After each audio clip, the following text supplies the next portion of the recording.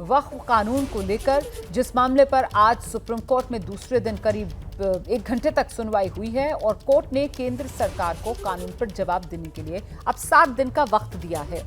सरकार को 7 दिन में जवाब देना है, जिसके बाद याचिकाकर्ताओं को फिर 5 दिन का और वक्त दिया जाएगा इस पर जवाब देने के लिए। और अगली सुनवाई की जो तारीख है वो तय की गई है 5 मई की।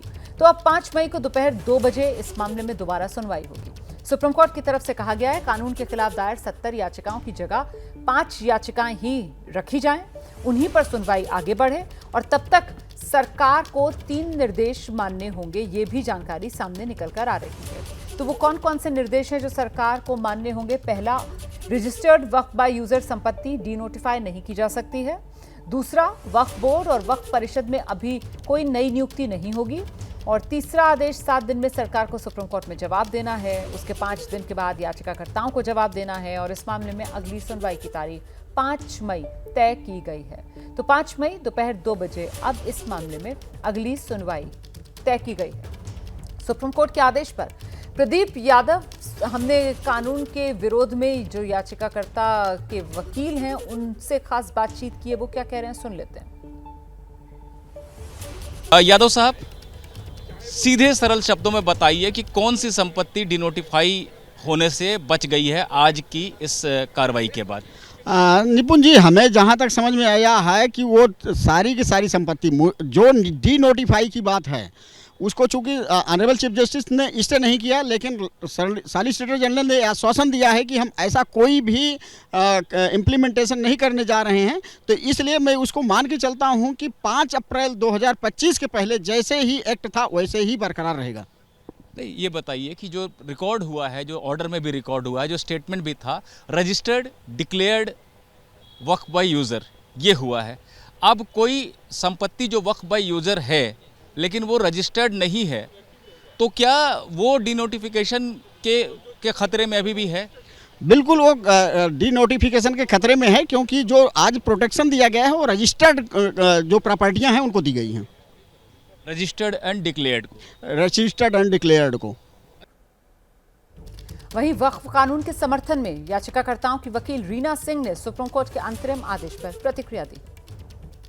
क्या है, कौन कौन सी संपत्ति अब डिनोटिफाई होने के दायरे से फिलहाल बाहर हो गई है? देखिए, इसको हम एक बहुत ही सरल तरीके से समझते हैं। कोई भी जो ज़मीन का जो मालिक होता है उसके पास उसके कागजात होते हैं। जब भी वो ज़मीन को खरीदता है उसको हम एक नोटिफाइड बोलते हैं या रजिस्टर्ड बोलते हैं। तो वक्फ एक्ट में जब से वक्फ एक्ट लगा था और ये वक्फ एक्ट ज़मीनों का अतिक्रमण कर रहा था, तो उसने उन ज़मीनों के अतिक्रमण को कैसे किया? क्या उसने ज़मीनें खरीदी या उसने ऐसे ही कब्जा कर लिया? तो आज जो सर्वोच्च न्यायालय का फैसला है, सर्वोच्च न्यायालय ने अपने फैसले में ये क्लियर कर दिया कि जो प्रॉपर्टीज़ रजिस्टर्ड हैं और गैजेटेड हैं उनको डीनोटिफाई नहीं किया जाएगा, यानी कि उन संपत्तियों को वक्फ की संपत्ति से निरस्त नहीं किया जाएगा। तो यहाँ पे एक जो लीगल टेक्निकलिटीज ये समझने की ज़रूरत है कि यानी कि जो संपत्ति वक्फ बोर्ड के पास जिन संपत्तियों के कागज़ नहीं हैं, जो संपत्तियां वक्फ बाय ओरल वक्फ थी, उनको डीनोटिफाई कर दिया गया है। और अब जैसे कि जो वक्फ अमेंडमेंट एक्ट में क्लियर ये प्रोविजंस हैं कि भाई कलेक्टर को पूरा अधिकार है सर्वे करने का, डॉक्यूमेंटेशन को चेक करने का। सीधे आपको लेकर चलेंगे, हमारे साथ हमारे सहयोगी निपुण सहगल इस वक्त मौजूद हैं और जरा निपुण से जानते हैं। निपुण, जरा विस्तार से दर्शकों को बताइए आज की सुनवाई में क्या तय पाया गया?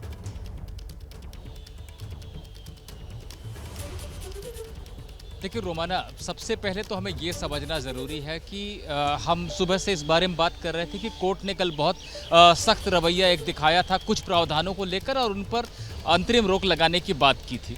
आज उसी नोट पर सुनवाई शुरू हुई और यहाँ पर यह था कि सरकार जवाब देती कि क्यों ना रोक लगाई जाए या क्या सही है क्या गलत है।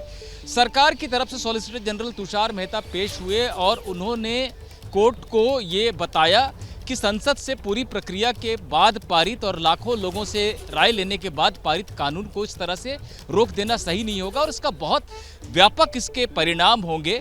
कोर्ट इस बात को समझे तो कोर्ट ने इस पे उनसे जानना चाहा कि जो प्रावधान है जिनको लेकर दिक्कत है उनके बारे में फिर क्या किया जाए, क्योंकि चीफ जस्टिस का कहना था कि हम ये नहीं चाहते हैं कि स्थिति इतनी बिगड़ जाए, बिगड़ने से अर्थ यहाँ पर यह है कि इतनी बदल जाए कानून के अमल में आने के बाद कि उसको पुरानी स्थिति में लौटा पाना संभव ना हो अगर कल को हम इस कानून को असंवैधानिक करार देते हैं। तो इस बारे में आपका क्या कहना है कि स्थिति में इतना बदलाव नहीं होगा? तब सॉलिसिटर जनरल ने यह बयान दिया, पहला बयान कि कोर्ट ने जो ये कहा था कि वक्फ बोर्ड और वक्फ काउंसिल में गैर मुस्लिमों की एंट्री को फिलहाल अंतरिम रोक लगाने का वो इरादा रखती है। सॉलिसिटर जनरल ने कहा कि किसी भी वक्फ बोर्ड में कोई नियुक्ति फिलहाल होगी ही नहीं। ठीक है। अगर कोई राज्य सरकार नियुक्ति अपनी तरफ से कर देती है तो उसको अमान्य माना जाए, यानी कोई नियुक्ति नहीं होगी, यानी गैर मुस्लिम के आने का अभी कोई सवाल नहीं है। ठीक है। एक आश्वासन उन्होंने ये दिया अपने बयान में। दूसरी बात उन्होंने कही कि जो वक्फ बाय यूजर है, जो रजिस्टर्ड और नोटिफाइड है, उसको हम डीनोटिफाई नहीं करेंगे, यानी कि जो रजिस्टर्ड की गई है संपत्ति और जो नोटिफाइड है पहले से, उस पर अभी कोई कार्रवाई नहीं की जाएगी। तो कोर्ट ने इन दोनों बातों को रिकॉर्ड पर लिया और अपनी तरफ से कोई रोक लगाने से, जो रोक कोर्ट लगाने जा रही थी, ऐसा करने के बजाय सरकार के वक्तव्य को आधार बनाते हुए 5 मई के लिए सुनवाई को टाला है। बिल्कुल, अपनी तरफ से सुप्रीम कोर्ट की तरफ से कोई रोक नहीं लगाई गई है। वो दो बातें जिस पर अदालत की तरफ से जोर दिया जा रहा था, उन्हीं दोनों बिंदुओं पर सॉलिसिटर जनरल की तरफ से जो आश्वासन अदालत को दिए गए, एक तरीके से उसी आश्वासन पर अदालत ने अपने फैसले के जरिए मोहर लगा दी है और अगली सुनवाई की तारीख इस मामले में 5 मई है।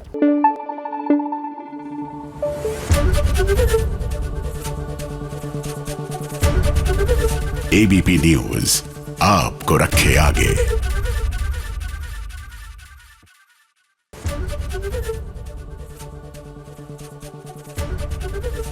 एबीपी गंगा, खबर आपकी, जुबान आपकी।